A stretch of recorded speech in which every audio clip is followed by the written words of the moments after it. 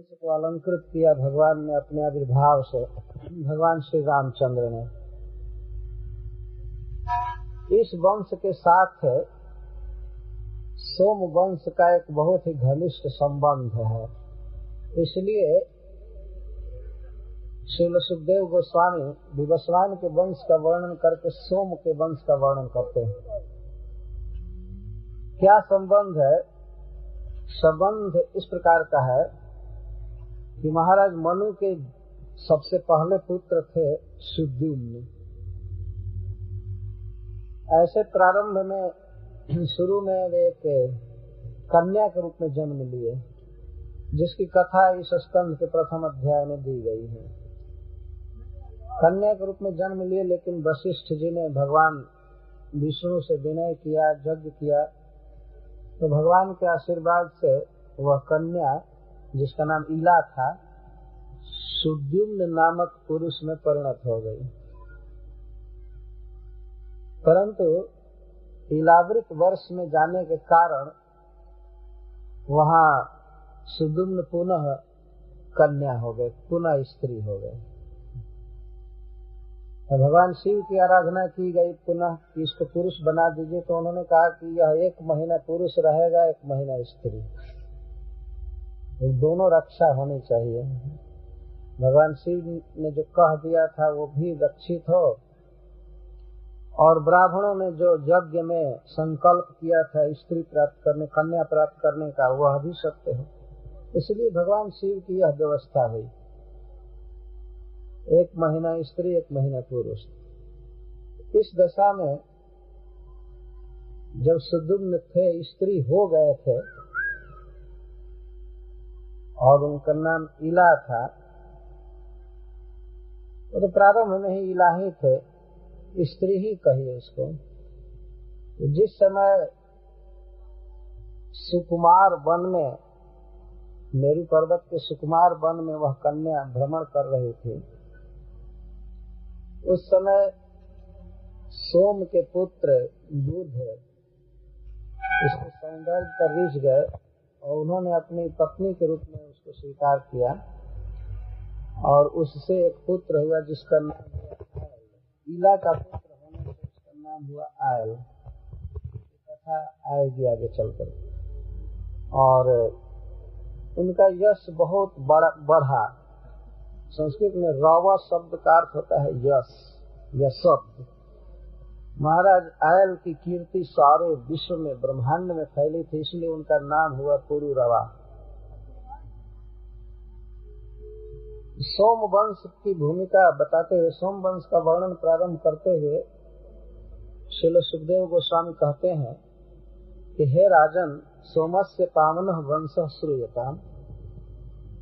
सोम के पावन वंश का वर्णन सुनिए।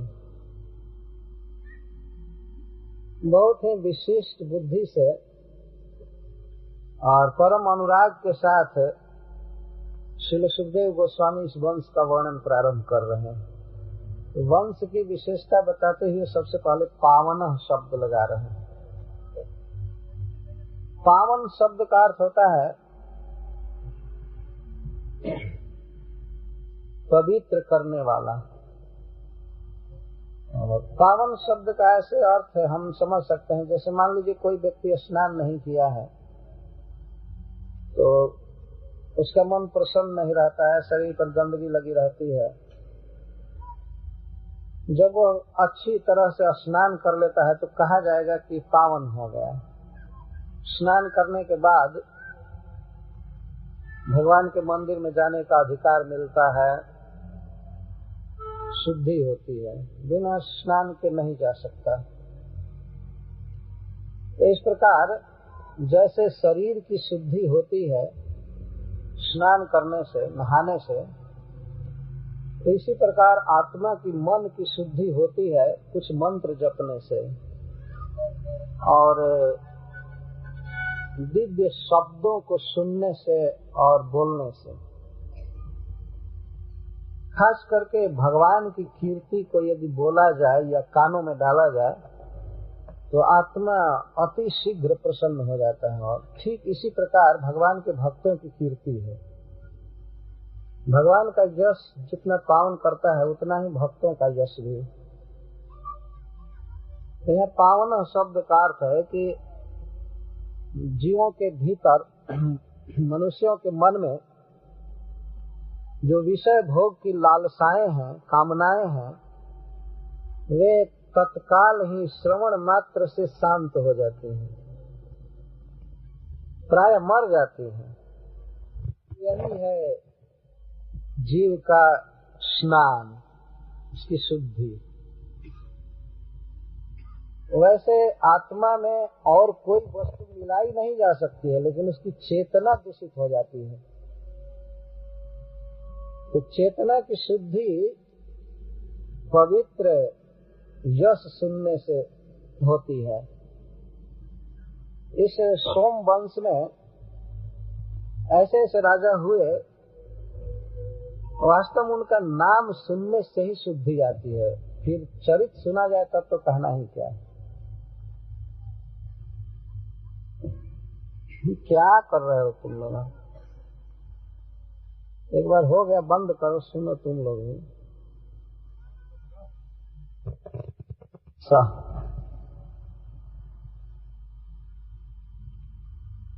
विशेषकर उन लोगों के लिए यह प्रसंग बहुत ही उपादेय है जो भक्त हैं और मुमुक्षु भक्त हैं, चाहते हैं मुक्त होना दोषों से, सांसारिक कामनाओं से मुक्त होना चाहते हैं। उनके लिए यह प्रसंग बहुत ही सुंदर।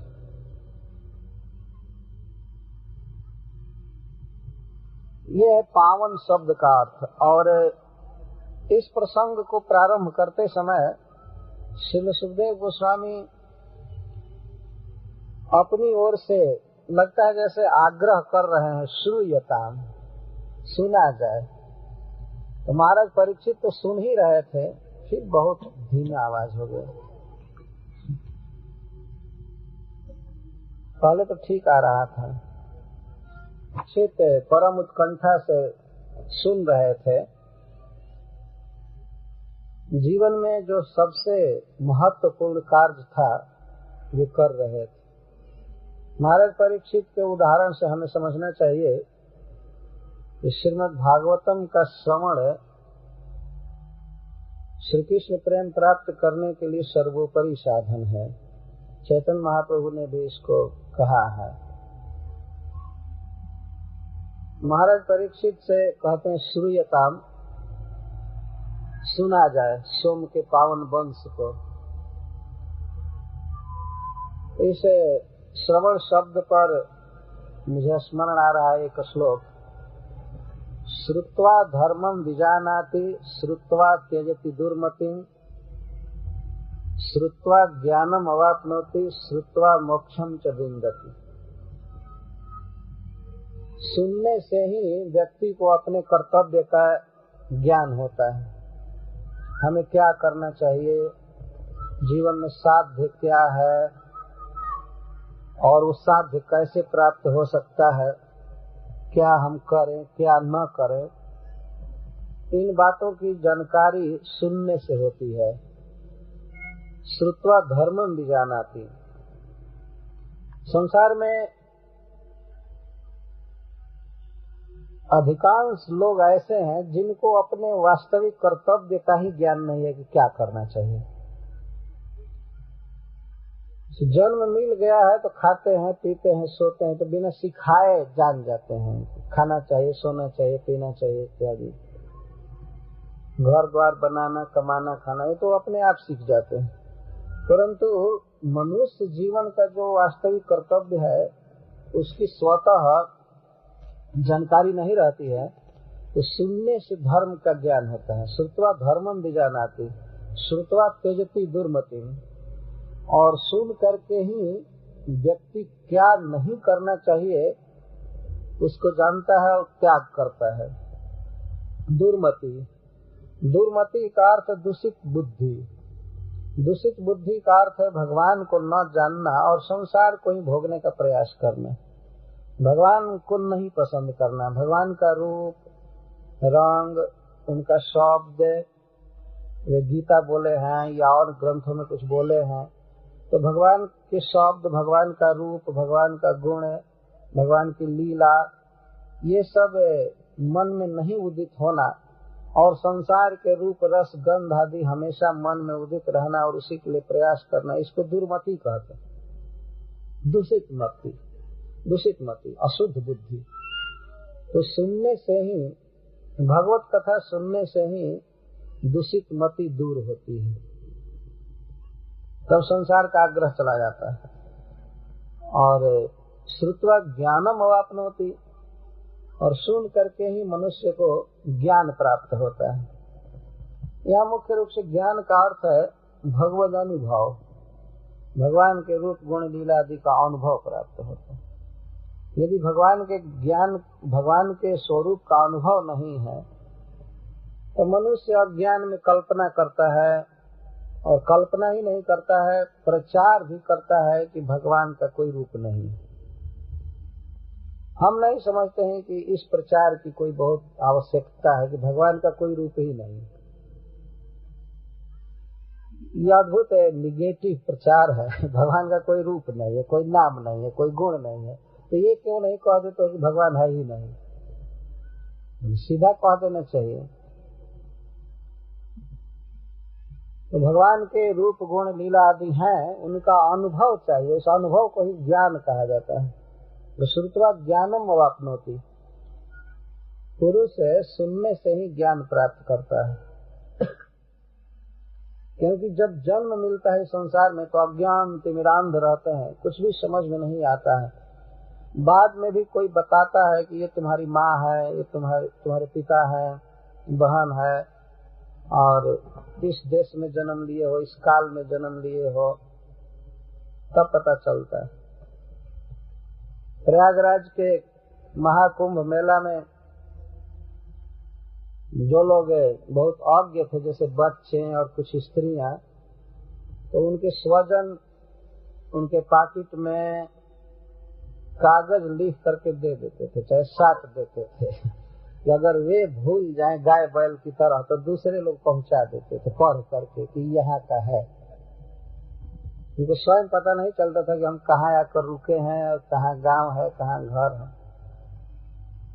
तो वहाँ मेला पुलिस पढ़ करके भूले भटके शिविर में ले जाते थे, वहाँ अनाउंस करते थे। इस तरह से हम लोग भी तो वैसे ही, अपना पता नहीं है कि कहाँ के। ये श्रीमद् भागवतम में लिखा गया है और गीता में कि आप कहाँ के हैं। भगवान कृष्ण कहते हैं ममई वांशो जीव लोके जीव भूता सनातन, सब मेरे अंश हैं, अर्थात मेरे पुत्र हैं, मेरे संबंधी हैं। लेकिन मूर्खता बस जीव भगवान का अनुभव नहीं कर पाता है और कहता है हम दूसरे के हैं, हम इसके हैं, हम उसके हैं, उसके हैं। और भगवान अवतार लेकर इस जगत में स्पष्ट बताते हैं कि मैं पिता हूँ, मैं माँ हूँ, मैं भाई हूँ, मैं सब कुछ हूँ। वासुदेव सर्वमिति, मैं सब कुछ। इसका जो अनुभव होता है तो इसको ज्ञान कहते हैं, परंतु बिना सुने ज्ञान नहीं होता।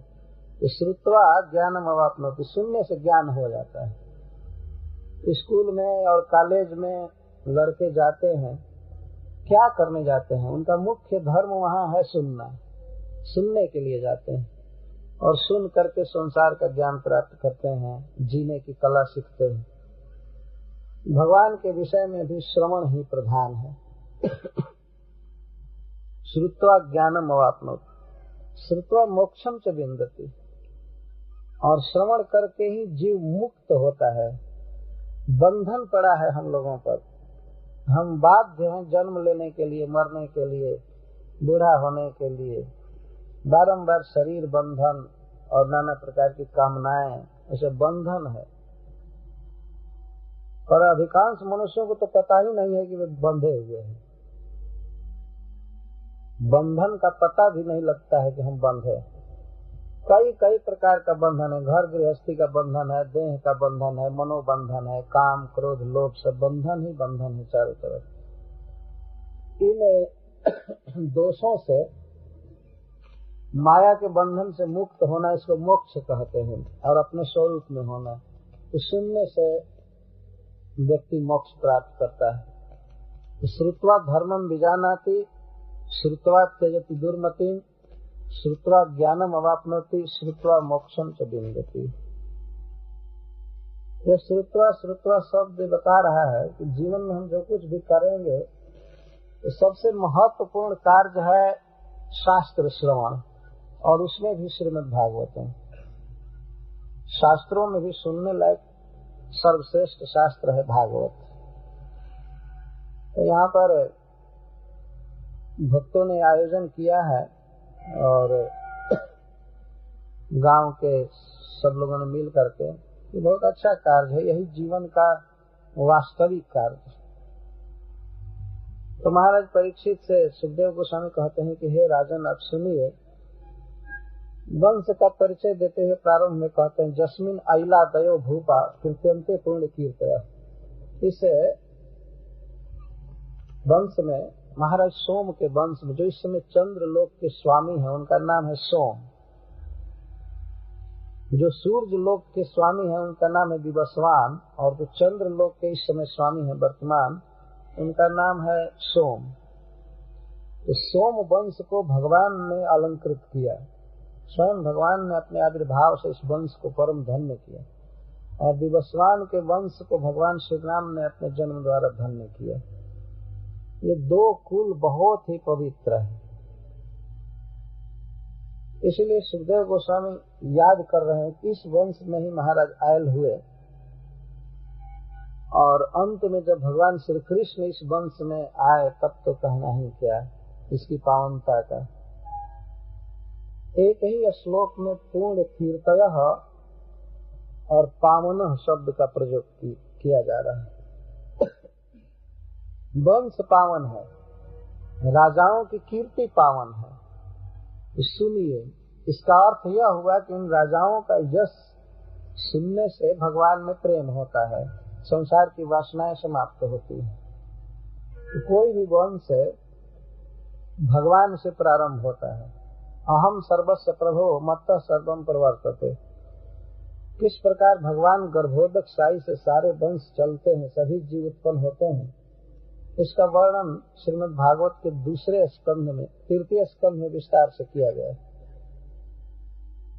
भगवान से ही ब्रह्मा जी का जन्म होता है, और ब्रह्मा जी अनेक ऋषियों को जन्म दिए, और वे ऋषि मुनि फिर बहुत प्रकार की सृष्टि विस्तार करते हैं। सुखदेव गोस्वामी यहाँ प्रारंभ कर रहे हैं। सहस्र शीर्षः पुंसो नाभि हृद सरोरुहात् जातस्य सुतो धातु अत्रिः पितृ समो गुणैः। सहस्र शीर्षा, भगवान गर्भोदक साई के नाभि से एक सरोरुह जन्म लिया, एक कमल निकला, और उसी कमल से जातस्य जन्म लिए धाता ब्रह्मा जी, इस विश्व के निर्माता और इस विश्व की व्यवस्था देखने वाले श्री ब्रह्मा जी भगवान के नाभि कमल से उत्पन्न हुए। सोम वंश की शुरुआत बताई जा रही है। आप ध्यान रखिए कि आगे चल करके मैं किसी को खड़ा करा करके पूछूंगा कि इसके पहले कितना वंश गिना चुका है, इसलिए ध्यान से सुनते जाइए। वंश प्रवर्तक हैं भगवान नारायण, गर्भोदक साई भगवान विष्णु, जो इस ब्रह्मांड के गर्भ में जल में शयन करते हैं। नाभि हृद सरोरुहात्, भगवान के नाभि को ही हृद कहा गया। कमल हृद में खिलता है, बह में, नदी में, तो भगवान का नाभि ही हृद है। तो नाभि हृद सरोरुहात्, भगवान के नाभि रूपी हृद से, बह से एक सरोरु निकला, कमल जन्म लिया, और उसी कमल से जन्म लिए ब्रह्मा जी। तो वैसे ब्रह्मा जी का अनेक पुत्र हुए, लेकिन जिस वंश में सोम जन्म लिए उस वंश को बताया जा रहा है कि ब्रह्मा जी के एक पुत्र हुए अत्रि। अत्रि गुणैः पितृ समः, सब प्रकार के गुणों में अत्रि जी अपने पिता के समान थे, ब्रह्मा जी के समान थे। यही है अत्रि जी की विशेषता।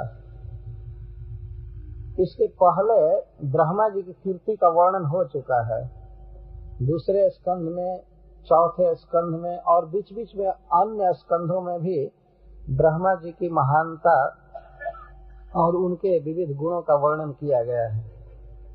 इसलिए यहाँ पर वे गुण नहीं दिए जा रहे हैं, बस इतना कहा जा रहा है कि अत्रि गुणों में अपने पिता श्री ब्रह्मा जी के समान है, पितृ समः गुण। यह समझ लेना चाहिए कि सृष्टि प्रवाह जो आ रहा है, तो जैसे जैसे सृष्टि का क्रम बढ़ता जा रहा है वैसे वैसे जीव गुणहीन होते जा रहे हैं। उनके जो सद्गुण या दीर्घ उम्र, ज्ञान, धन सब खत्म होता जा रहा है जैसे जैसे सृष्टि विस्तार हो रही। प्रारंभ में बहुत ज्ञान रहता है जीवों का, क्योंकि भगवान से संबंध रहता है। अत्रि की विशेषता बताने के लिए उनको उनके पिताजी से जोड़ा जा रहा है। और ब्रह्मा जी की विशेषता क्यों है? क्योंकि भगवान के डायरेक्ट पुत्र हैं। तो भगवान के पुत्र ब्रह्मा जी और ब्रह्मा जी के पुत्र अत्रि। अत्रि एक बार भगवान का स्मरण करके पुलकित थे और इतना आनंद आ रहा था कि उनके आंखों से आनंद के आंसू चू रहे थे, और उसी आंसू को रोककर माता अनुसुईया ने पिया था। वह अमृतमय आंसू था। भगवान का स्मरण करके जो आंसू निकल रहा था तो अपने आप में वह दिव्य था, प्रेम के आंसू, और उसी को अनुसुईया ने पिया और वो गर्भवती हुई थी। उसी आंसू से सोम का जन्म हुआ। अनुसुईया जी ने जन्म दिया। तस्य दृग्भ्यो भवत् पुत्रः सोमो अमृतमय किल। सोम वंश का वर्णन किया जा रहा है, तो ध्यान से सुनिए किस प्रकार सोम जन्म लिए। ये सोम अपने पिता के वीर से उत्पन्न नहीं हुए थे, अत्रि जी के वीर से उत्पन्न नहीं हुए थे, कि आंसू से उत्पन्न हुए थे। स्नेह के, भगवत प्रेम के आंसू थे। यह अद्भुत बात कही जा रही है। तस् दृग्भ्यो अभवत पुत्र सोमो अमृतमय। और एक और भी विशेषता बताई जा रही है कि अत्रि ऋषि बारंबार भगवान के प्रेम में आंसू बहाए थे, इसलिए उनके नेत्रों का वर्णन बहुवचन में दिया जा रहा है। दृग्भ्याम न कहकर दृग्भ्य कहा जा रहा है। दृग्भ्य आंखों से, दोनों आंखों से नहीं कहा जा रहा है कि आंखें दो ही थी, लेकिन चूंकि बारंबार वे आंसू बहाए थे और उन आंसुओं को माता अनुसुईया जी ने बारंबार पिया था, इसीलिए आंखों का वर्णन बहुवचन में दिया जा रहा है। तो पुत्र हुए सोम, सोम अमृतमय हुए। अमृतमय कहने का आशय यह है कि वास्तव में इस संसार में देखा जाए तो भगवान का स्मरण करके जो आंसू निकलता है वही वास्तविक अमृत। इस कारण से चंद्रमा अमृतमय हुए, सोम अमृतमय हुए। अमृतमय अखिल निर्विवाद।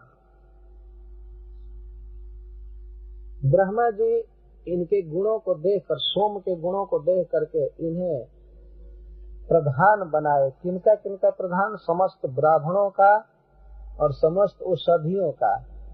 औषधि का अर्थ जितना भी फूड कारपोरेशन, जितना अन्न विभाग है विश्व में, जो भी अन्न उत्पन्न होता है, घास, पेड़ पौधे, फल फूल, जो कुछ भी, इसके ये स्वामी बनाए गए, क्योंकि सोम ही अपनी अमृतमय किरणों से इनको पोषते हैं। और उडु गणाना ताराओं के पति भी बनाए गए, नक्षत्रों के अधिपति।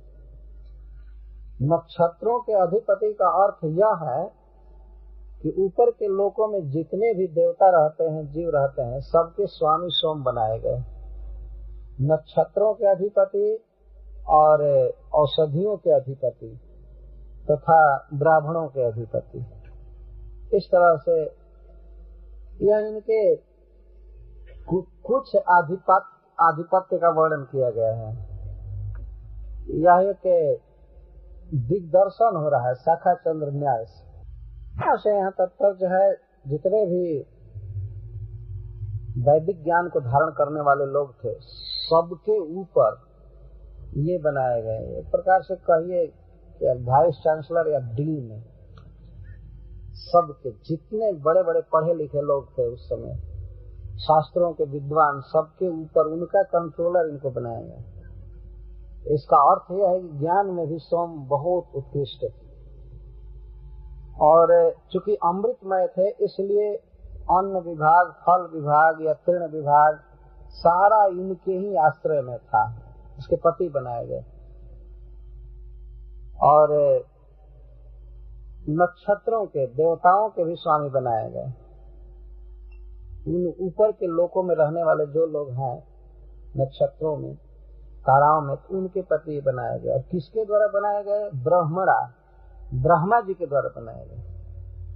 ब्रह्मा जी के द्वारा कोई चूक नहीं हो सकती है। ब्रह्मा जी का एक नाम है विधि, भगवान का दिया हुआ नाम है। विधि का ये अर्थ है कि ब्रह्मा जी जो करें वही उचित है। ऐसा सुयोग्य व्यक्ति हो कि जिससे गलती हो ही नहीं सकती है, इसीलिए भगवान ने उनका नाम ही दे दिया विधि। जैसे विधि निषेध आपने सुना है, तो ब्रह्मा जी मूर्तिमान विधि। ऐसे ब्रह्मा जी अपने ज्ञान से, अपनी समझ से चंद्रमा को इन सब का पति बनाए। और जब सोम औषधियों का, अनाज आदि का राजा बनाए गए तो इन्होंने एक राजसूय यज्ञ किया।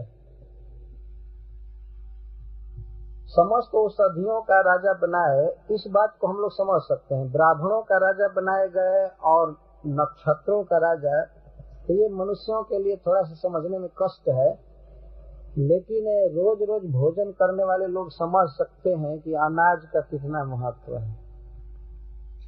और उन अन्न को पालने वाले, पोषने वाले स्वामी सोम को बनाया गया। एक दिन में कितना अन्न लगता होगा सारी दुनिया में, जोड़ा जाए चना, गेहूं, मटर, चावल, टमाटर, भिंडी, गोभी, साग सब्जी, और दुकानों में कहीं कहीं भरा हुआ है ड्राई फ्रूट्स, सूखा मेवा या हरा मेवा जो भी हो, और घास, यही सब खा करके प्राणी जीवित रहते हैं। नट बोल्ट खा करके जीवित नहीं रहेंगे। प्रभुपाद जी कहते हैं खाने के लिए पृथ्वी से उत्पन्न वस्तुएं चाहिए, तो इसको देने वाले सोम हैं। यदि सोम न रहे तो एक दाना भी नहीं हो सकता है पृथ्वी पर, एक घास नहीं उग सकती। तो सोम इसके अधिपति बनाए गए ब्रह्मा जी के द्वारा। सो यजदराज सूयेन विजित्य भुवन त्रयम्, इतने योग्य राजा थे और प्रतापी कि महाराज सोम भुवन त्रयम् विजित्य, तीनों भुवन को जीत लिए, अपने बस में कर लिए।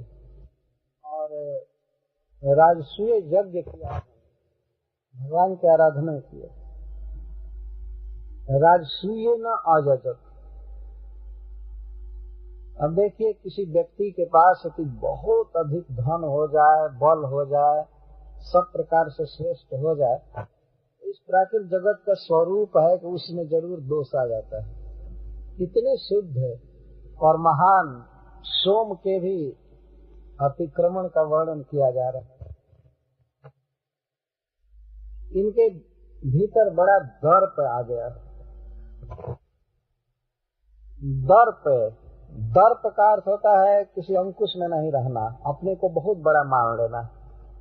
चूंकि ये बड़ा थे ही, अतः ये बहुत बड़ा अपने को मान लिए और इन्होंने अपने गुरु की पत्नी का अपहरण कर लिया।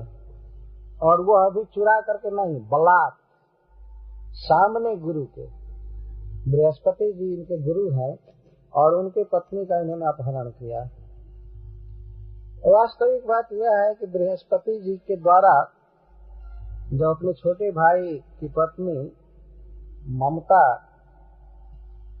के साथ असद व्यवहार हुआ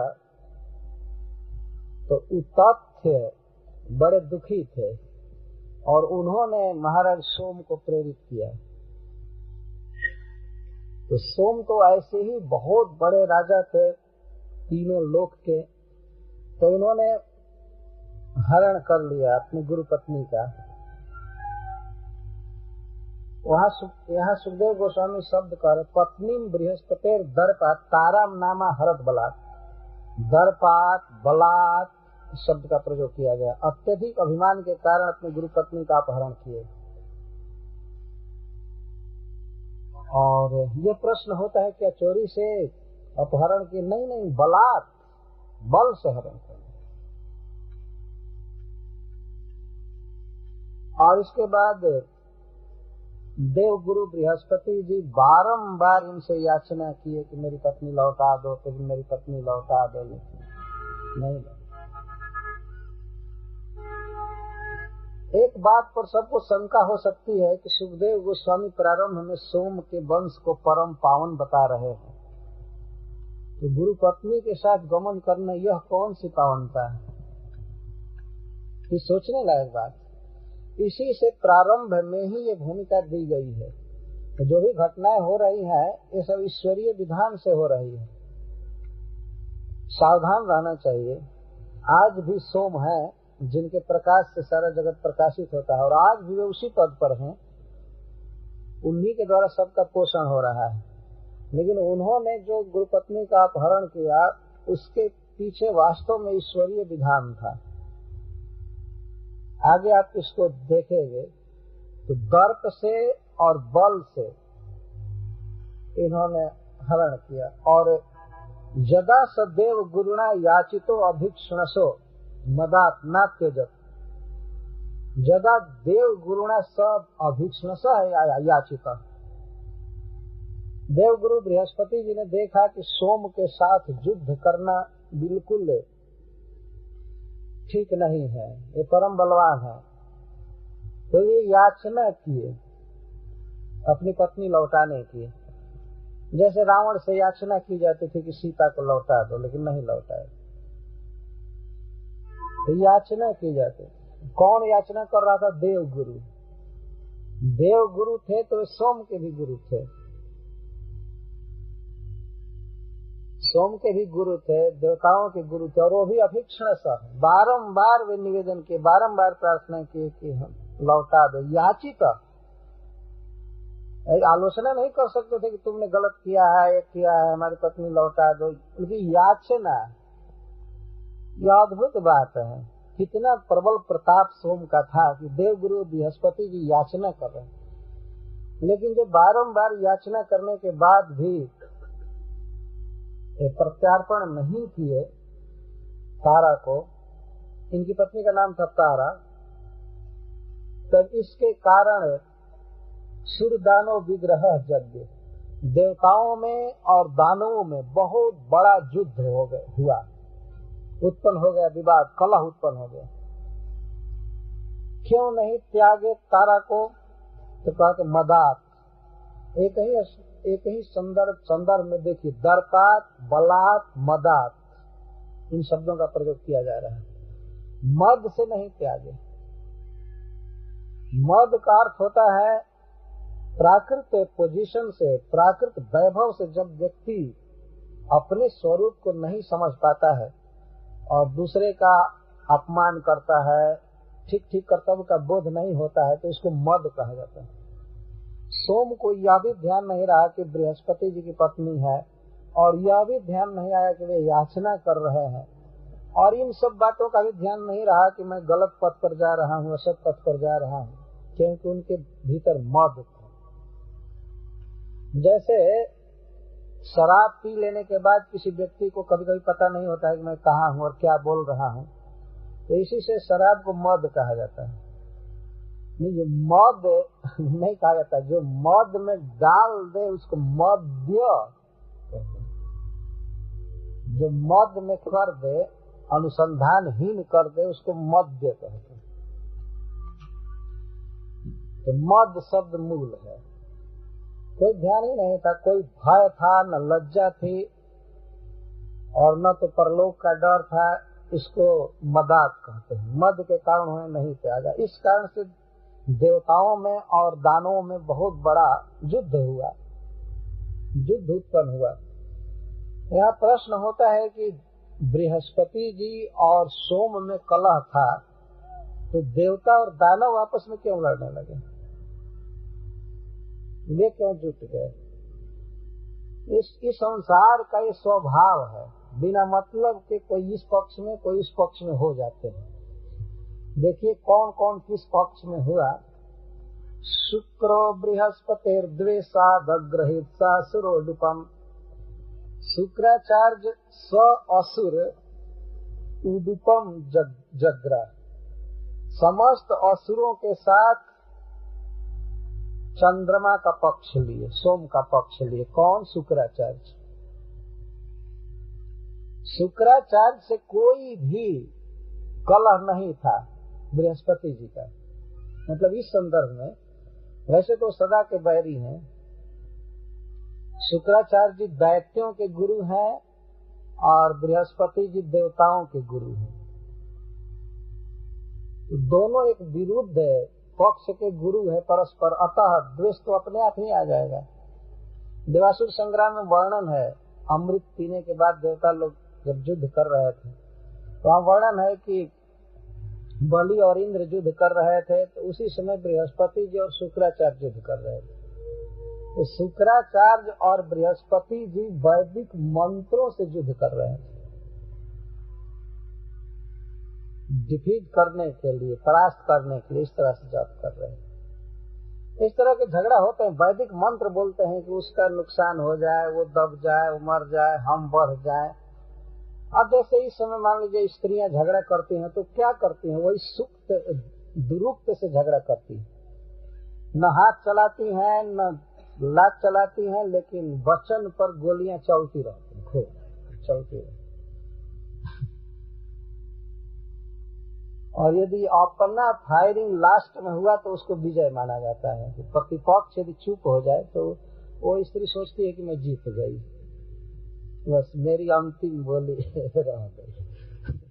ऐसा झगड़ा करते करते कोई रात में वो दो तीन भी बजा देती है।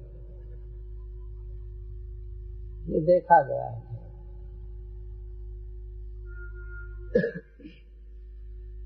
तो शुक्राचार्य नाहक पक्ष ले लिए सोम का।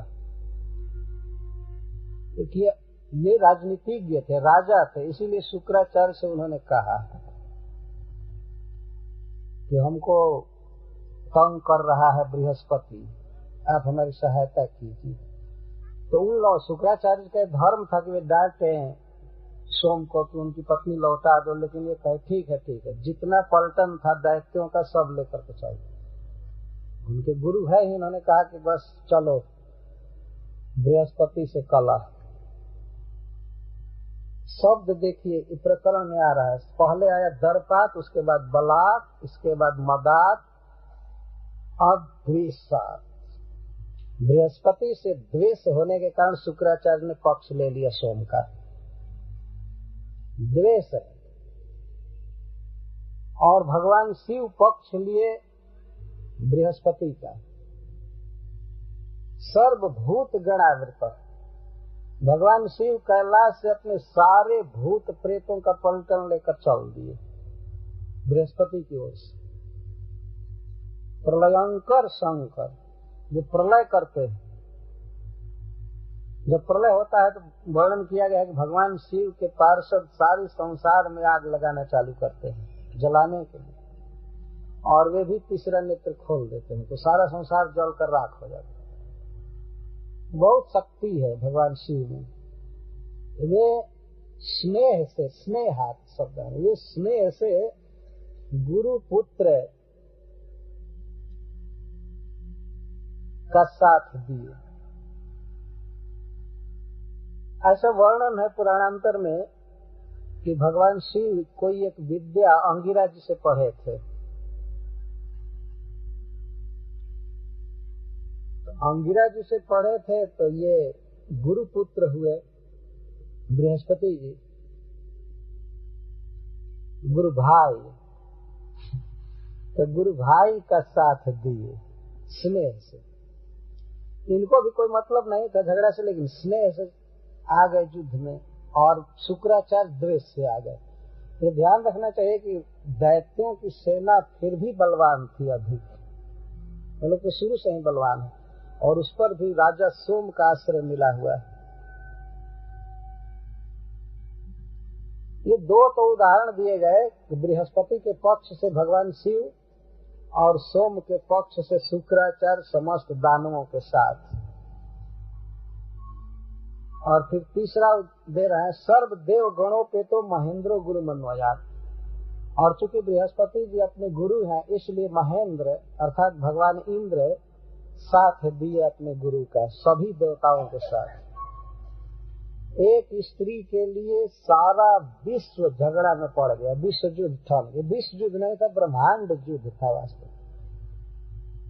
विश्व युद्ध इसके आगे क्या है?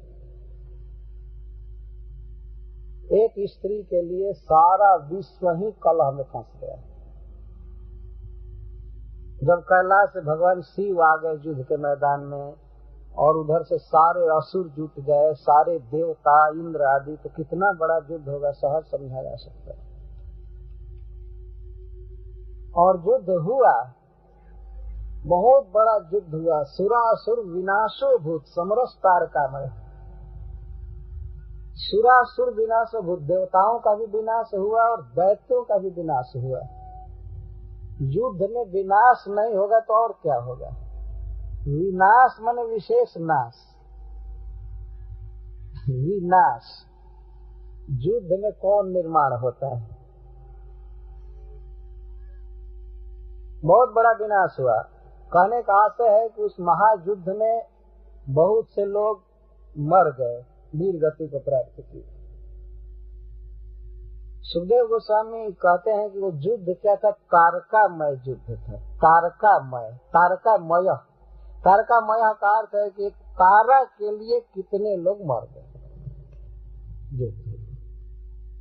और स्थिति जो थी वही बनी की बनी रह गई।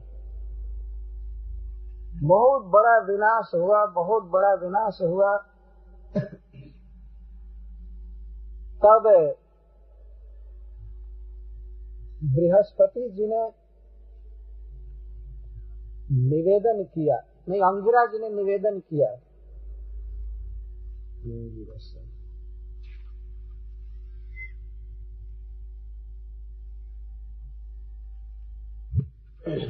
पहुंचे बृहस्पति जी के पिताजी ब्रह्मा जी के पास गए, अपने पिता के पास। ये तो सारे देवता और असुर और शिव जी की सेना सब लड़ करके मर रहे हैं, और आप चलिए रोकिए, आप विश्व गुरु हैं, आप विश्व के जन्मदाता हैं, आपके कहने से युद्ध रुक जाएगा। और गलती तो सरासर सोम कर रहा है, वो तो कहेंगे अपने, और गलती तो वास्तव में सोम की थी।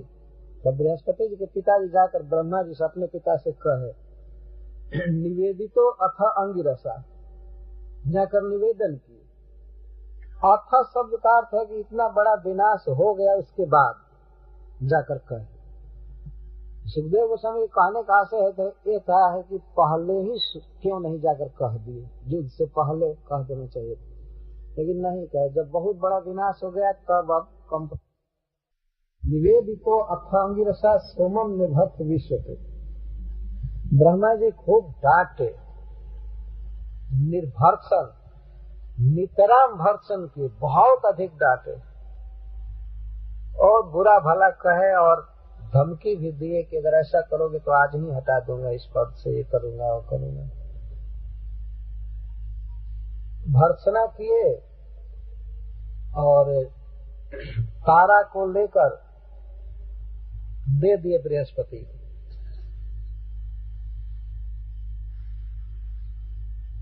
ब्रह्मा जी की डांट को सोम ने स्वीकार किया।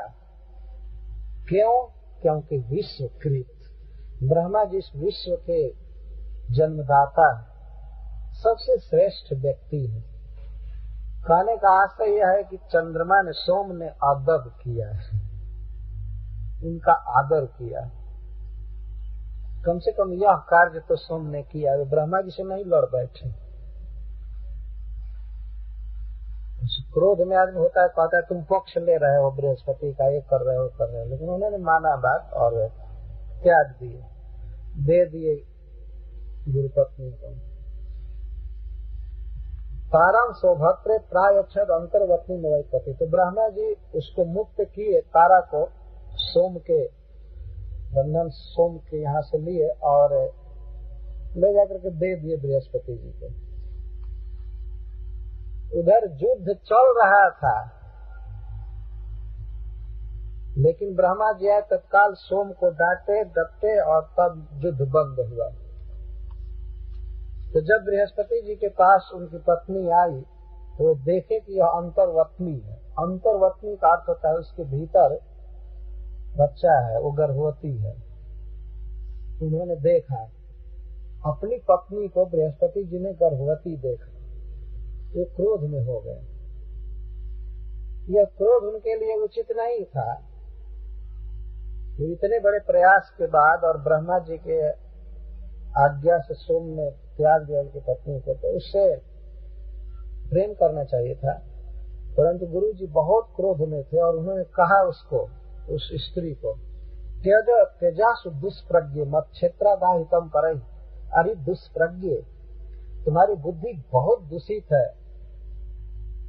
मेरे क्षेत्र में तुमने दूसरे के द्वारा गर्भ धारण किया है, इसको त्यज त्यज आशु, इसको शीघ्र ही त्यागो, शीघ्र ही त्यागो। यह कोई उचित कार्य नहीं था गुरु जी का यहाँ पर। इस तरह से असमय में किसी बच्चे को गर्भ से गिरा देना, यह बहुत गलत है, बहुत बड़ा पाप है, इसको हत्या कहते हैं।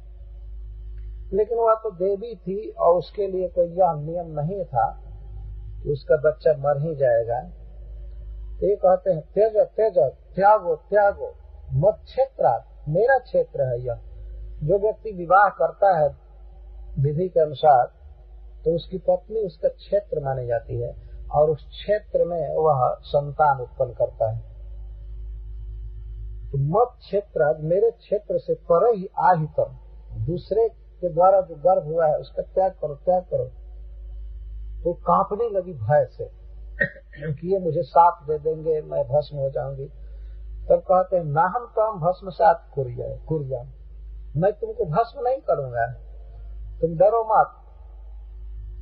त्वाम अहम भस्म साथ न कुरिया, मैं तुमको भस्म नहीं करूंगा, क्योंकि एक तो तुम मेरी स्त्री हो और दूसरी बात यह है कि तुम सती हो और तीसरी बात है कि मैं संतानिक हूँ।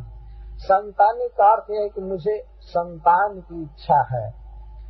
यदि पत्नी को ही साथ देकर जला दूंगा तो आगे मुझे संतान कैसे हो सकता है। अच्छा, बहुत बोलने में कुशल व्यक्ति हैं बृहस्पति जी, तो इसीलिए उन्होंने कहा सती तुम फिर भी पवित्र हो, तुम्हारा दोष नहीं है। जब इतना बड़ा बलवान व्यक्ति तुम्हारा अपहरण किया, तुम्हारे साथ बलात्कार किया, तो तुम क्या कर सकती थी। तो यह है साम नीति, समझाना, सती कहना। तुम मेरी बहुत अच्छी पत्नी हो और फिर इतना कार्य करो कि दूसरे के द्वारा जो तुम्हारा गर्भ है इसको त्याग दो। और गुरु बृहस्पति जी को चाहिए था कि वे एकांत में अपनी पत्नी को जो कुछ भी डांटना हो डांटते, लेकिन वे सभा में डांट रहे थे। गुरु जी की बुद्धि फेल हो गई थी, वो समझ नहीं रहे थे इसका, क्रोध में हो गए थे, इसीलिए सभा में कहे। तो तारा ने गर्भ का त्याग किया और गर्भ है उसके उदर से बाहर आते ही कुमारम, बहुत ही सुंदर एक लड़का हो गया, लगभग 10 वर्ष का, बहुत सुंदर। देवताओं में यह नियम नहीं है कि प्रसूति गृह में जाकर स्त्री प्रसव करेगी या बहुत छोटा बच्चा उसको पाल पोस करके बड़ा करना पड़ता है, ऐसा नहीं है देवताओं में। बहुत ही सुंदर कुमार जन्म लिया। तत्याज वृणिता तारा कुमारम कनकप्रभम, बेचारी बहुत लज्जित हो गई थी और उसने त्यागा गर्भ को, वह एक कुमार के रूप में परिणत हुआ और उसकी आभा, उसकी सुंदरता सोने के समान थी। पीत रंग का वह लड़का था, तपाए हुए सोने के समान उसकी प्रभा थी। कहीं कहीं कुछ विद्वानों का ये मत है कि जनक प्रभम पाठ है।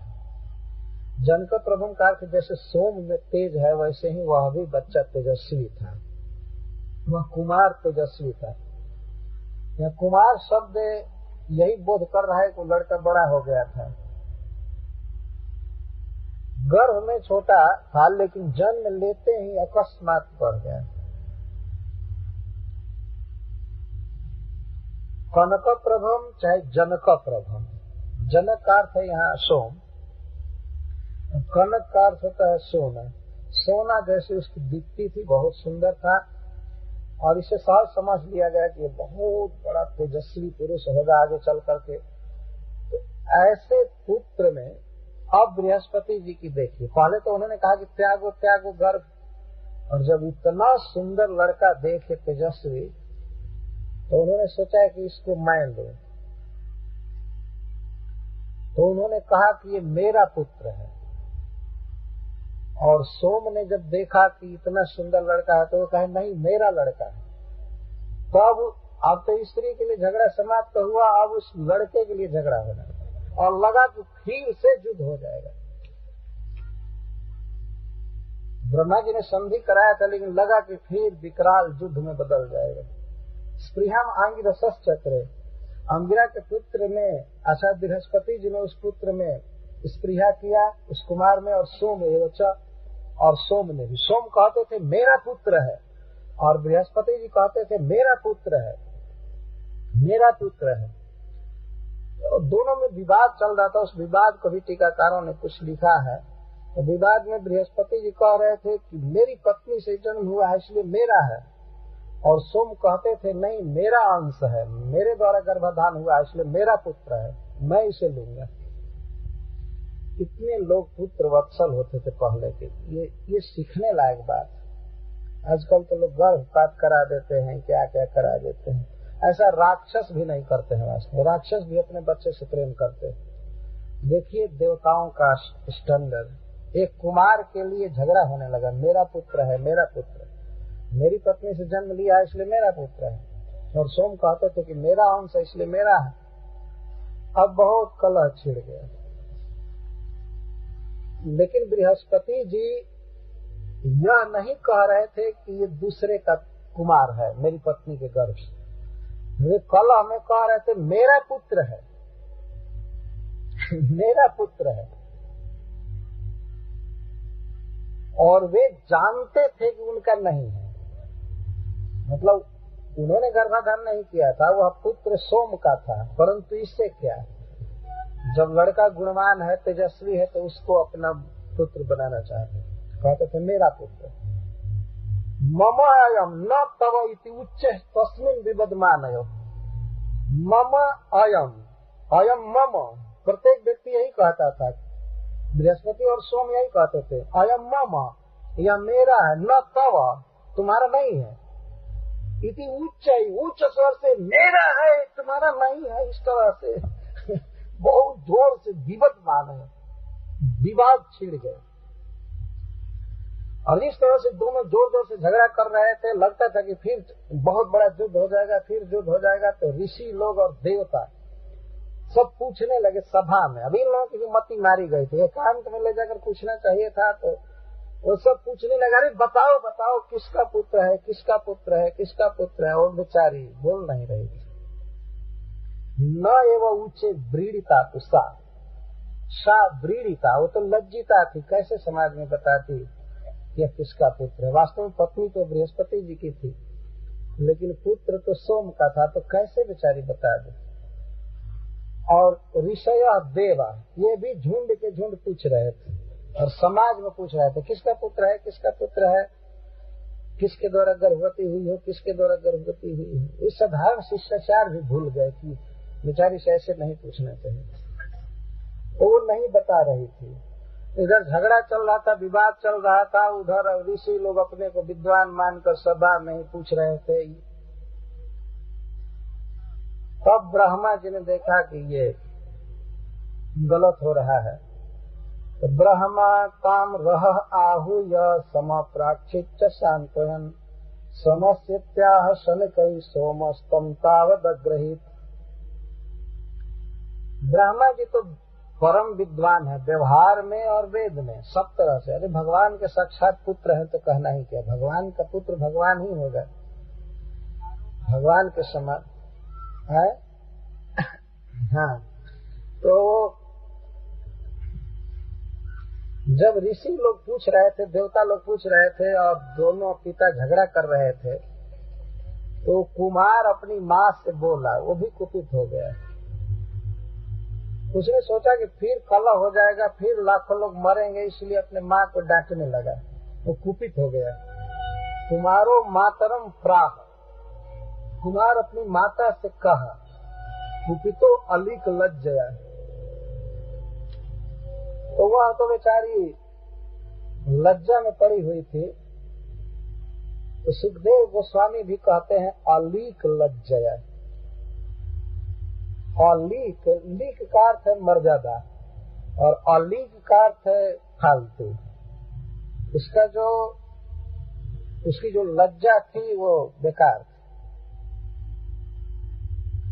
अथवा कुमार की तरफ से ये बात जोड़ी जा सकती है, जैसे अलीक लज्जया किम नोचस्य सदृत। सुखदेव गोस्वामी नहीं कह रहे हैं, वास्तव में बच्चा कह रहा, वो लड़का बोला कि अरे असदवृत्ते, अरे दूषित आचरण वाली,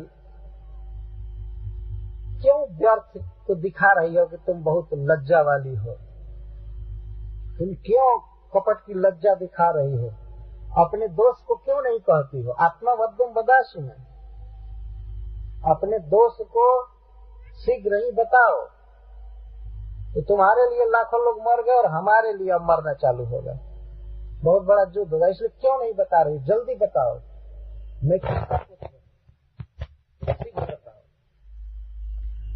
तो उधर देवता और ऋषि उसको बोल रहे थे और सोम और बृहस्पति झगड़ा कर रहे थे, इधर कुमार भी लगा डांटने उसको और वो कुछ नहीं बोल रही थी। तब ब्रह्मा जी उसको एकांत में बुलाए। ब्रह्मा तम रह आहूय, रह का अर्थ रहस्य में एकांत, एकांत में ब्रह्मा जी बुलाए और सबको डांटा, ए चुप रहो, हल्ला मत करो, ए बृहस्पति चुप, और सोम दोनों को डांटे। ब्रह्मा जी का आदेश पाते ही सब लोग शांत हो जाते। तो उन दोनों को डांटे और ऋषियों को और देवताओं को भी कहे कि बहुत विद्वान बनते हो, चुप रहो, और उसको एकांत में बुलाए तारा को।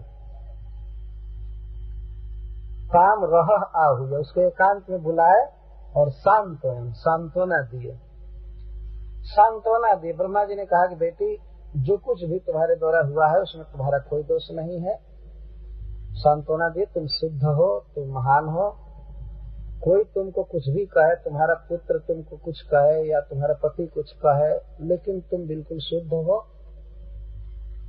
और सम अपराची, सम्यक पूछे। एक तो सांत्वना दिए अर्थात प्रशंसा किए और बहुत अच्छी तरह से पूछे, और समप्राचित और सांत्वन का यह भी अर्थ है कि तुम ठीक ठीक बताओ, तुम बृहस्पति से डरो मत या सोम से मत डरो, जो वास्तविक बात है बताओ, मैं हूं ना, तुम्हारा कोई कुछ भी नहीं कर सकेगा, और वैसे भी तुम बिल्कुल शुद्ध हो। इस तरह से पूछे। तब समकई आह, उसने धीरे से कहा ब्रह्मा जी से, सोमस्य, बस इतना ही कहा, सोम का है, ये सोम का पुत्र है। बस ब्रह्मा जी को इतना ही। ब्रह्मा जी तो सर्वज्ञ थे, जानते थे, लेकिन इस बात को कहलवा लेना जरूर आवश्यक था। किसी भी व्यक्ति को अपने मंतव्य की दुहाई नहीं देनी चाहिए, मैं जानता हूँ, मैं जानता हूँ, मैं जानता हूँ। पूछना क्या है, पूछना क्या है। लड़के का चेहरा बता रहा है, ये लड़के का सौंदर्य बता रहा है कि किसका है। कुछ लोग तो ऐसे कह सकते थे, लेकिन फिर भी ब्रह्मा जी जगत गुरु हो करके भी एकांत में ले गए। संशय वाला ज्ञान नहीं रखना चाहिए, साफ साफ बात हो जानी चाहिए। जब पूछे सांत्वना दे करके सब तरह से, तब उसने कहा सोमस्य, सोम का, यह सोम का कुमार है, सोम का पुत्र है। तब सोमः तम तावदग्रही, तो ब्रह्मा जी फिर आए और कहे गुरु जी बेकार आप झगड़ा कर रहे हैं, आप बस शांत रहिए, आप अपनी पत्नी ले जाइए, लड़का तो सोम का है। आप विचार कीजिए, यदि सोम का आचरण दूषित होता तो क्या ब्रह्मा जी उनको कुमार दे देते? एक विचार करने लायक बात। और फिर भी जिस पद पर सोम थे उस पद पर रह नहीं दिए। इतना ही नहीं, उस लड़के के गुरु बने ब्रह्मा जी, उन्होंने दीक्षा दिया, उसको नाम रखा बुद्ध। यदि अवैध संतान होता तो ब्रह्मा जी गुरु नहीं बनते।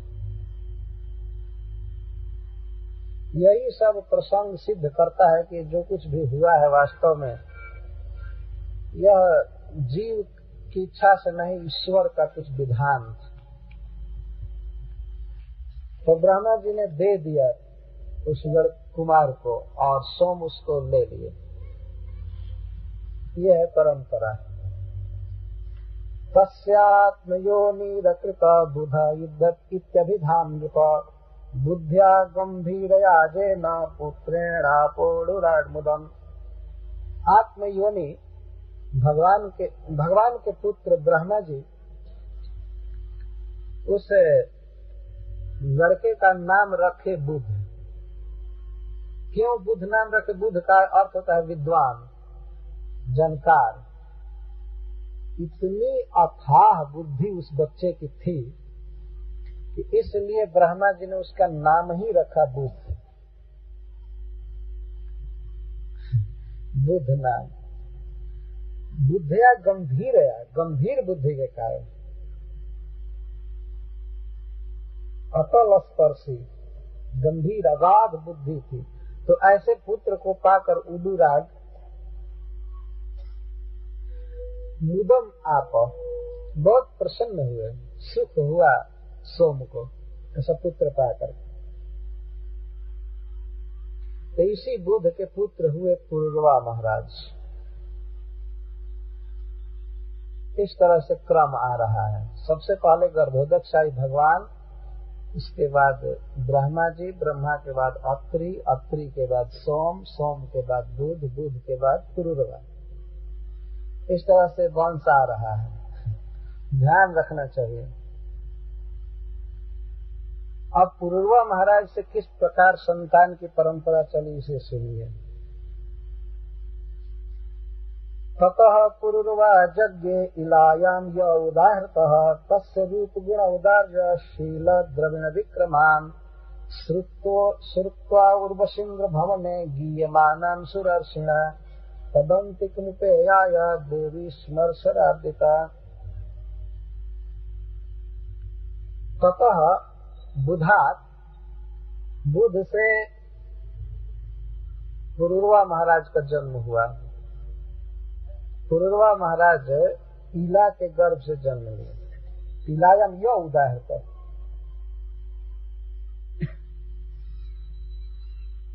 यह कथा, यह प्रसंग इस स्कंध के प्रथम अध्याय में कहा गया है। इसको कहते हैं उदाहृत। यह उदाहृत, यह का अर्थ जो प्रसंग कहा गया है। तो उसी समय प्रथम अध्याय में कहा गया है कि बुध के द्वारा इला के गर्भ से पुरुरवा का जन्म हुआ।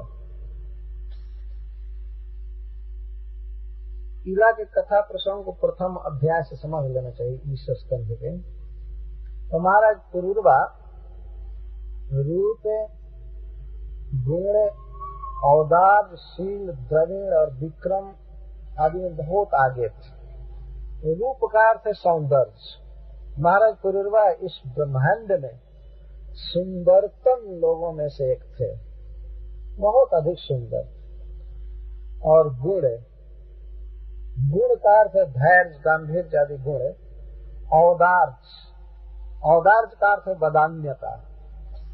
कोई जो भी धन मांगता था, जो भी सहायता मांगता था उसको देते थे, उदार। और शील का अर्थ नम्र स्वभाव। धन आदि में बहुत बड़ा होते हुए भी कभी भी इन्हें घमंड नहीं हुआ, दर्प नहीं हुआ, शील कहते हैं इसको। और द्रविण का अर्थ वैभव, संपत्ति और विक्रम, युद्ध में उत्साह, वीरता, शत्रुओं को दमन करने की शक्ति। इन सब की गाथा श्री ब्रह्मा जी इंद्र की सभा में कह रहे थे। महाराज पुरूरवा की प्रशंसा इंद्र की सभा में नारद जी कर रहे थे। क्योंकि पुरूरवा महाराज भी भगवान के एक भक्त हैं, इसीलिए एक भक्त की गाथा गा रहे थे सूरजसी देवर्षि नारद जी। तो ऐसा महान पुरुष है, ऐसा महामानव जिसकी चर्चा देवताओं की सभा में हो रही है, और रूप, गुण, शील, उदारता, धन और रण शक्ति, युद्ध शक्ति, यह अद्भुत बात। छोटे छोटे श्लोकों में बहुत बड़ी बात कह दी गई। एक तो महाराज पुरूरवा की प्रशंसा करने वाले देवर्षि नारद, और दूसरे इंद्र के भवन में, स्वर्ग में, अमरावती में, और वह भी इंद्र के खास महल में देवर्षि नारद पुरूरवा महाराज का गीत गा रहे थे, प्रशंसा कर रहे थे। यह महाराज पुरूरवा की महानता को सूचित करने के लिए काफी है। स्थान, समाज और गाने वाला व्यक्ति सब महान है। इंद्र के भवन में महाराज पुरूरवा की जस गाथा चल रही थी। तो सबसे पहले सुखदेव गोस्वामी कहते हैं रूप की गाथा, विक्रम की गाथा। आज के युग में भी हम लोग देखते हैं बहुत से मनुष्यों के बारे में बहुत सी पुस्तकें लिखी गई, बहुत काल से, और सबसे ज्यादा भंडार भरा हुआ है अंग्रेजी में। एक स्थान पर मैं देखा लाइब्रेरी पश्चात देश में, बहुत बड़ा लाइब्रेरी। मैं कभी कल्पना भी नहीं कर सकता था कि पुस्तकालय भी इतना बड़ा हो सकता है। तो देखा एक तरफ लाइफ ऑफ ग्रेट सोल्स लिखा था उसमें। इस हाल की जितनी लंबाई चौड़ाई है उतना केवल उस डिपार्ट का होगा, इससे भी ज्यादा होगा, क्योंकि बीच में पढ़ने के लिए बेंच वगैरह रखे गए। तो मैं कुछ पढ़ने लगा तो नाम भी नहीं जानता हूँ, कौन कौन कैसे कैसे हुए, ये हुए इतिहास में, ऐसे हुए ऐसे हुए, ऐसे भरा पड़ा था ग्रंथ, बहुत अधिक भरा पड़ा था। तो जब इस तरह के गुणहीन लोगों के विषय में इतनी बड़ी बड़ी गाथाएं हैं संसार में, तो फिर महाराज पुरूरवा के विषय में तो कहना ही क्या, उनकी कितनी गाथा थी। तो इस पृथ्वी की बात तो छोड़ दीजिए, स्वर्ग में देवता इनकी गुण गाथा सुनते थे। इंद्र भगवान सुनते थे, समस्त देवता सुनते थे, और नारद जी वर्णन कर रहे हैं। तो सुखदेव गोस्वामी वर्णन कर रहे हैं महाराज परीक्षित से, या अशुद्ध गोस्वामी नैमिषारण्य के ऋषियों से, और यहाँ यदि हम लोग कह सुन रहे हैं तो ये कौन सी आश्चर्य की बात है। बहुत ही श्रद्धा से सुनना चाहिए। एक बहुत बड़े भक्त का, महान पुरुष का आचरण दिया जा रहा है, किस प्रकार वे इस संसार के आकर्षण में पड़ गए थे, लेकिन बाद में पुनः अपने स्वरूप में हो गए। पुरूरवा महाराज प्रेरणा देने वाली कथा है। इंद्र भवन में जब इनकी गुण गाथा चल रही थी, इनके धन की गाथा, विक्रम की गाथा, शील, उदार, गुण, रूप आदि की, उर्वशी बड़े ध्यान से सुन रही थी। उर्वशी स्वर्ग की सर्वश्रेष्ठ सुंदरी है, और भगवान नर नारायण के नेत्रों से उत्पन्न हुई है, भौहों से। वो किसी माता पिता से जन्म नहीं ली है, डायरेक्ट भगवान ही उसके माँ है चाहे पिता है, जो कुछ भी है। और उर्वशी का वर्णन किया गया है कि उसके शरीर से कमल की सुगंध निकलती है, और वह नित्य श्यामा रहती है, 16 वर्ष की स्त्री के रूप में रहती है बहुत काल से, बहुत वर्षों की, लेकिन बिल्कुल ज्योति रहती है। तो वह बड़े ध्यान से सुन रहे थे। तो महाराज पुरुरवा की गुण गाथा सुनकर उसने निश्चय किया कि मैं पुरुरवा के साथ रहूंगी। प्रश्न होता है क्यों? इसका उत्तर देते हैं सुखदेव गोस्वामी कहते हैं स्मर शरार्दिता, वह काम बाण से घायल हो गई थी। महाराज पुरुरवा की सुंदरता आदि की गाथा सुनकर उनके साथ रहने की उसकी सहज इच्छा हो गई, काम वासना उत्पन्न हो गई उसकी, सहवास के लिए, उनके साथ रहने के लिए उसकी उत्कंठा हुई। तो इस पर महाराज परीक्षित एक प्रश्न करते हैं कि स्वर्ग की देवी में एक मनुष्य के साथ रहने की कैसे उत्कंठा हो गई?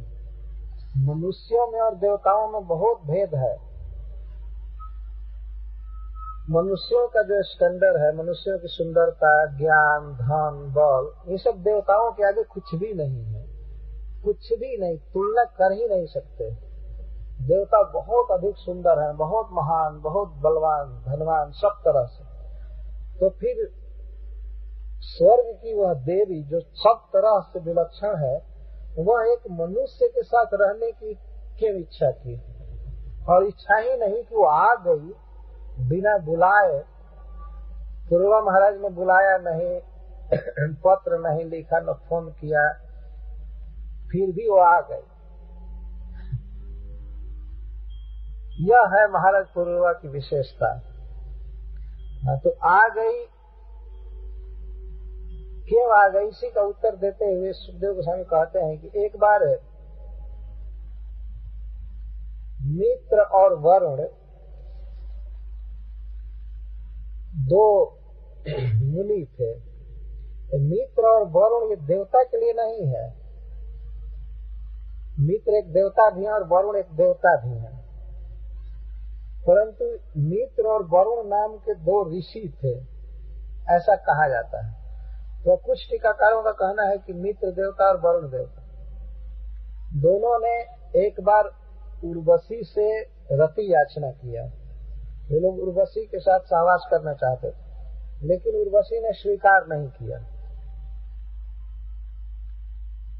जब स्वीकार नहीं किया तो उन दोनों ऋषियों ने साथ दिया उर्वशी को, मनुष्य तुमको भोगेंगे, ऐसा साथ दे दिया। यह दंड था। जब देवताओं के साथ तुम रति प्रस्ताव को स्वीकार नहीं कर रही हो तो मनुष्य के साथ तुमको रहना पड़ेगा। तो बहुत बड़ा दंड था। जैसे किसी को मान लीजिए कह दिया जाए मनुष्य की बात नहीं माना तो कोई कहे आज से तुम मनुष्य समाज में न रहकर सूअर के साथ रहोगे, उनके ही खोभार में सोओगे और उनका ही भोजन करोगे और वही तुम्हारा स्टैंडर्ड हो जाएगा। ये बहुत बड़ा दंड हो गया। इस तरह उन ऋषियों ने साप दे दिया कि तुमको मनुष्य भोगेंगे, मनुष्य भुगता होगी। मनुष्य बहुवचन में नहीं, एक वचन। इस साप का ऐसा प्रभाव हुआ कि उर्वशी में मनुष्य के साथ रहने की लालसा उत्पन्न हो गई। यद्यपि पुरुरवा महाराज देवताओं से भी अधिक बलवान और सुंदर थे, परंतु फिर भी एक मनुष्य थे।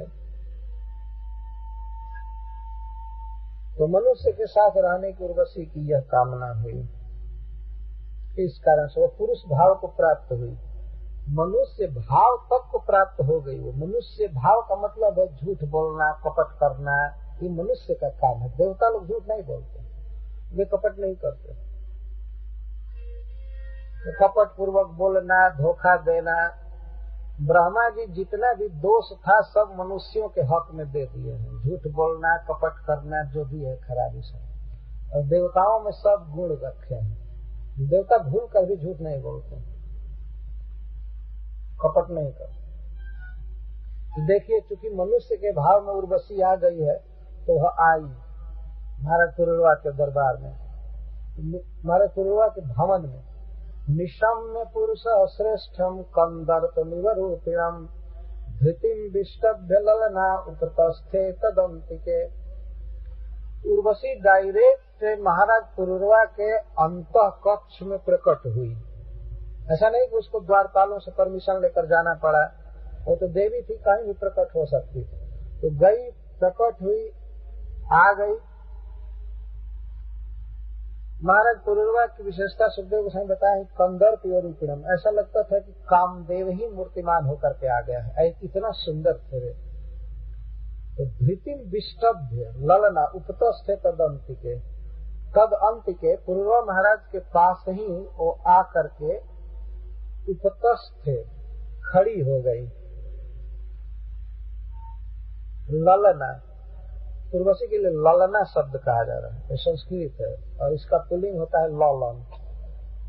ललना, ललना का अर्थ है देवताओं की प्रेयसी, जिसका अनेक प्रकार से उपहार दे करके, सम्मान दे करके देवलोक में लालन होता है, सब तरह से सेवित है, वह देवी है परम सुंदरी।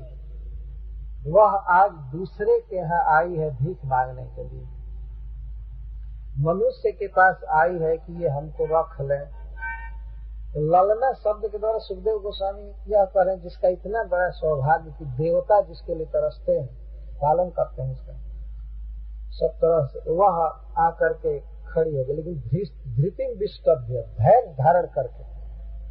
धैर्य धारण का अर्थ यह है कि वो चुपचाप रही, बोल नहीं रही थी। धैर्य, उसके मन में यह बात थी कि हमको ये रख लें और ऐसे रहूं कि ये कहें कि मैं तुमको पत्नी बनाना चाहता हूँ, तुम्हारे साथ रहना चाहता हूँ, तो यही मुंह खोले, मैं नहीं खोलूंगी। क्योंकि देवी है तो इसलिए उसने सोचा कि अगर मैं कहूंगी कि आपके साथ रहना चाहते हूँ तो बाद में झूठी बात हो जाएगी, बाद में तो मुझे जाना है यहाँ से। लेकिन महाराज पुरुरवा ही बोले, इसके लिए चुपचाप रही। इसको कहते हैं धृतिम विष्टभ्य, धैर्य का अवलंबन लेकर। सताम विलोक नृपतेर हर्षेण फुल्ललोचनः वात्सलक्षणया वाचा देवीं हृष्ट तनुरुहा। महाराज पुरुरवा ने कभी कल्पना भी नहीं किया था कि इतनी सुंदरी स्त्री हो सकती है। जब उन्होंने उस देवी को देखा तो हर्ष के कारण उनकी आंखें, अर्थात उनके आंखों पर, उनके वाणी पर और समस्त रोए रोए में हर्ष हो गए। हृष्ट तनुरुहा, उसके सौंदर्य को देख करके उनके शरीर में सिहरन आ गई, रोए खड़े हो गए और आंखें खिल गई, बहुत बड़ा हर्ष हुआ। तो उन्होंने बड़ी सुंदर शब्दावली में उसका स्वागत करते हुए इस प्रकार से कहा, सुलक्षणया वाचा, बहुत मधुर शब्द में बोले। महाराज पुरुरवा ने कहा हर्ष से, स्वागतम ते वरारोहे आश्य काम करवाम किम। संबोधन करते हैं वरारोहे, और सबसे पहले जब कहते हैं स्वागतम ते स्वागतम, तुम्हारा यहाँ आना बहुत अच्छा हुआ। मुझे बहुत प्रसन्नता है कि आज विधाता ने तुमसे भेंट कराया, तुम्हारा यहाँ आना बहुत अच्छा है। सुआगतम, स्वागतम, सबसे पहले यही शब्द निकला, स्वागतम, बहुत अच्छा हुआ आना। और हे वरारोहे, हे सुंदर कटी वाली, या हे सुंदर आरोह वाली। आरोह का अर्थ होता है उतार चढ़ाव, सुंदरता के अर्थ में इसका प्रयोग। आस्यतम, आओ बैठो। वो तो राजा थे, उनके पास सोने के आसन और पलंग सब रखे ही हुए थे, तो कहते हैं आस्यतम, बैठो, आसन ग्रहण करो। तुम आई, बहुत अच्छा हुआ, आसन ग्रहण करो। और कर्मम कि मैं तुम्हारा कौन सा प्रिय कार्य करूं। ये महाराज पुरुरवा से रहा नहीं गया, वो अपने मन के भाव को तत्काल व्यक्त कर दिए। संगमस्व मया साकम रतीर्णव शाश्वती समय, संरमस्व मया साथ, मेरे साथ तुम रमण करो, सुख प्राप्त करो। संरमस्व, सम्यक रमस्व, मेरे साथ रहो। यहाँ तात्पर्य है कि तुम मेरी पत्नी बन जाओ। महाराज पुरुरवा अभी विवाह नहीं किए थे, यह भी अलग जगह से सपोर्ट मिलता है। संरमस्व मया साथ, तुम मेरे साथ सुख भोगो, मेरे साथ रहो, और हमारे और तुम्हारे बीच अनंत काल तक प्रेम बना रहे। नव रति समा, शाश्वती समा, समा का अर्थ है वर्ष और शाश्वती का अर्थ है शाश्वत, अर्थात अनंत काल के लिए हम दोनों एक साथ रहे। अरे भाई, अनंत काल तक जिएंगे तब न साथ में रहेंगे। ये भाषा देखिए, हम लोग शाश्वती समा का अर्थ यहाँ है कि चिर काल तक, अनंत वर्षों तक हम दोनों एक साथ रहें, मेरे साथ रहो, मेरी पत्नी बनो, ये बोल गए। और वो तो उसमें अब कपट भाव आ गया था, मनुष्य का भाव, इसलिए चुपचाप लगाई। उसके चाहिए था उसको कहना, लेकिन स्त्रियां बड़ी गंभीर होती हैं, वे अपने भावों को व्यक्त नहीं करती। और महाराज पुरुरवा बक दिए, ये अपने भाव को खोल दिए। कुछ मनोविज्ञान छिपा हुआ है इसके भीतर।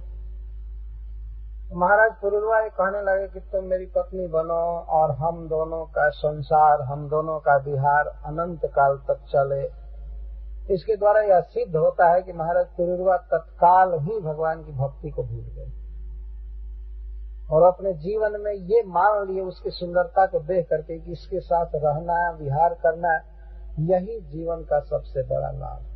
तत्काल वास्तव में इस प्राकृत जगत का ऐसा आकर्षण है कि कितना भी ऊंची भक्ति में व्यक्ति हो, एक झटका से धराशायी हो जाएगा, इसमें देर नहीं लगेगी। आज मन में हो रहा है कि भगवान का नाम जप करना ही सबसे श्रेष्ठ है, भगवान की भक्ति करनी ही सर्वश्रेष्ठ है, लेकिन दूसरे ही क्षण संसार का ऐसा आवेश होता है कि आवेश होता है नहीं नहीं नहीं नहीं, ये तो कथा कीर्तन चलता ही रहेगा, हमको अपना काम देखना है, हमको और चीज देखना है, कि ये तो लफंगे लोगों का काम है, चलो घूमते रहें, करते रहें। कभी कभी ऐसा मन में आ जाता है, अपना जो जरूरी काम है वो देखेंगे कि ये हरे कृष्ण करते रहेंगे, ऐसा सोचते, और ये हो जाता है। भक्तों में भी रह रह करके संसार का झटका लगता रहता है, करंट बहुत तगड़ा होता है। कभी मन में आता है कि अरे जब करना चाहिए, जीवन बीत रहा है, कभी ये होता है, कभी वो होता है, लेकिन कभी कभी बहुत ही संसार के भोग अपनी तरफ खींच लेते हैं। क्योंकि अनादि काल से वो भोगों में ही रहे हैं, इसलिए उसकी पकड़ ज्यादा है और भगवान के भजन का निर्णय बहुत कमजोर है, इसको टूटते क्या देर लगेगी। और रह रहे हैं संसार में, माया जगत में, इसलिए यहाँ माया की जो जो पकड़ है वही मजबूत रहती है। आप किसी को कहिए कि छोड़िए 7 दिन काम धंधा, भगवान की कथा सुनिए, भक्तों का संग कीजिए, नाम जप कीजिए, तो है हाँ चली जा काल देखब तैयार।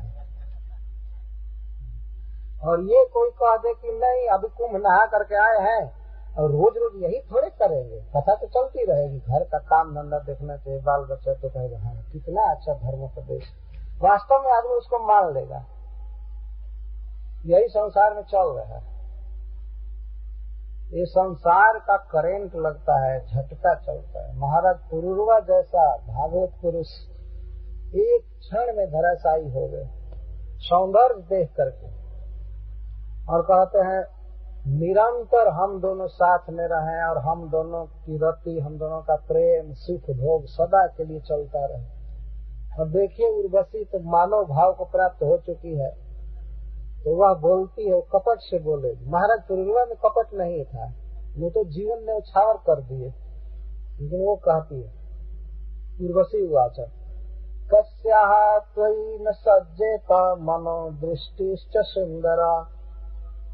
जब महाराज पुरुरवा ने बड़ा रोहे संबोधन किया, हे सुंदरी, तो सुंदरी उर्वशी भी इनको कहती है हे सुंदरा।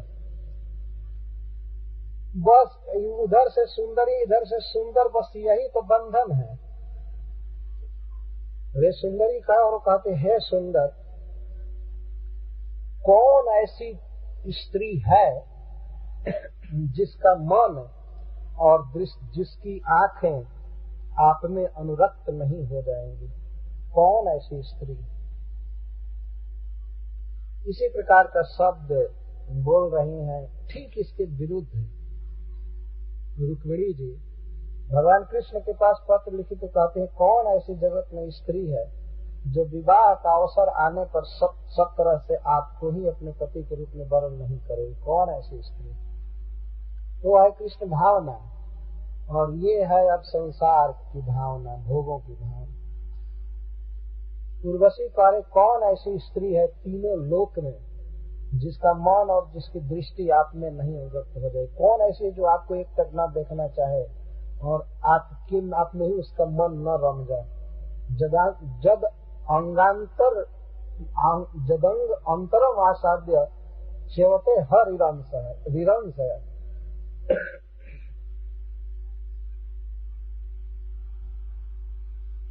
इसका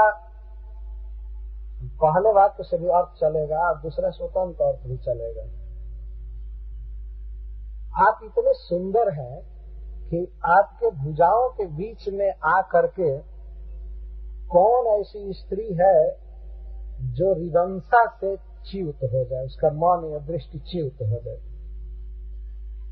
एक बार आपकी भुजाओं में आकर के ऐसी कौन सी स्त्री है जो आपके साथ ही सदा रहने की इच्छा न करे, अथवा केवल आपके वक्षस्थल को देख करके और स्मरण करके ध्यान करके ही रिरंसा के कारण रमण की इच्छा से मेरा मन द्रवित हो रहा है, बह रहा है? च्युते का अर्थ यह, कौन ऐसी स्त्री है जिसका मन च्युत नहीं हो जाएगा? अर्थात मेरी यही इच्छा है कि मैं कब आपके भुजाओं के बीच में आऊं और हम दोनों का विहार हो। तो इसने स्वीकृति दे दिया। केवल मैं ही नहीं महाराज, कोई भी स्त्री यदि आपको देखेगी तो आपकी पत्नी बनना चाहेगी, आपके साथ रमण चाहेगी, आप इतने सुंदर हैं। लेकिन अब भाषा बंद कर रही, शर्त लगा रही है, क्योंकि इसको सदा नहीं रहना है, कुछ ही वर्ष रह करके इसको पुनः स्वर्ग जाना है। इसलिए भाषा बंधन कर रही है, शर्त लगा रही है। एतौ उर्ण कौराजन न्यासौ रक्षस्व मानव। हे मानद, आपने मेरा बड़ा सत्कार किया है, मुझे स्वीकार किया है अपनी धर्म पत्नी के रूप में, तो ये मेरे दोनों मेष है, उर्णक हैं, भेड़ के बच्चे हैं। मैं आपके पास धरोहर रख रही हूँ, न्यास रख रही हूँ, रक्षस्व, इनकी रक्षा कीजिए। इसका अर्थ यह है कि जिस दिन आप रक्षा नहीं करेंगे तो उस दिन मैं चले जाऊंगी। वो इस बात को नहीं समझे। उर्णक का अर्थ होता है मेष। स्वर्ग से दो मेष कि ये कौन